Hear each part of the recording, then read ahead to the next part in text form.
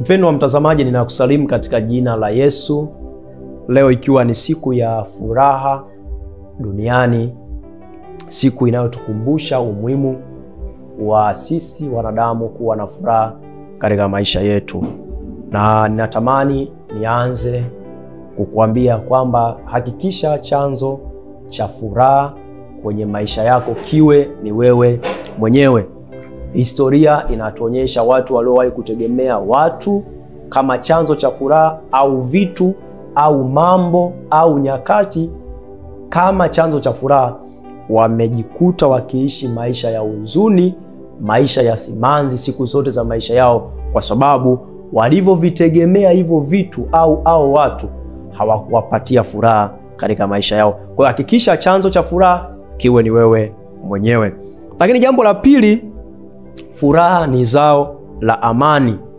Furaha ni zao la amani. Kama hauna furaha, basi hautakuwa na amani. Na ukikosa amani, hata wakati mwingine kufanya ibada unaweza ukashindwa. Hata wakati mwingine kwenda kufanya biashara, kufanya kazi utashindwa, kwa sababu furaha inazalisha amani. Na amani ndio inayotupa power ya kufanya vitu mbalimbali. Ukiwa na amani, utafanya vitu kwa nguvu kubwa, kwa sababu ndani yako una amani. Mtunga Zaburi wa Zaburi ya 51 kuanzia ule mstari wa 8, nitaruka pia nitasoma ule mstari wa 12, alijua jambo hili ya kwamba furaha ni kitu muhimu sana kwenye maisha yake. Na akaanza kumuomba Mungu katika ule mstari wa 8. Anasema, unifanye kusikia furaha na shangwe, mifupa ulioiponda ifurahi. Sala yake anasema, Mungu unifanye nisikie furaha na shangwe. Lakini ule mstari wa 12 anasema, unirudishie furaha ya wokovu wako, unitegemeze kwa roho ya wepesi. Unirudishie furaha ya wokovu wako. Aliona ya kwamba furaha imepotea, anamwambia Mungu, nirudishie furaha. Hata wewe ninakushauri, kama furaha imepotea, nenda mbele za Mungu, mwambie Mungu, ninakuomba hivi leo irudishie furaha. Bwana Yesu asifiwe. Lakini jambo lingine, furaha ni tiba ya magonjwa ya moyo. Furaha ni tiba ya magonjwa ya moyo. Maana furaha, kama nilivyosema mwanzoni, ni zao la amani. Kwa likiwa ndani ya moyo wa mtu hautapata magonjwa ya namna yoyote. Furaha inaleta pumziko la moyo. Furaha inaufanya moyo uweze kuburudika. Furaha unaufanya moyo uweze kujisikia vizuri. Lakini ukikosa furaha, hautaweza kusikia burudiko. Moyo hautakuwa na pumziko. Moyo utakuwa ukihangaika na kupata shida. Sasa natamani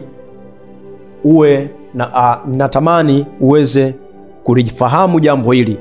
Na jambo hili linasema, usitafute sababu nyingi za kufurahi. Ukiamka na pumzi, Mungu amekujalia pumzi, Mungu amekujalia uhai, Mungu amekujalia afya njema, basi hiyo ndiyo iwe sababu ya wewe kufurahi. Usijilinganishe na wengine ili upate sababu ya kufurahi. Maana kila mtu anapita kwenye changamoto zake, na kila mtu anakutana na mambo yake.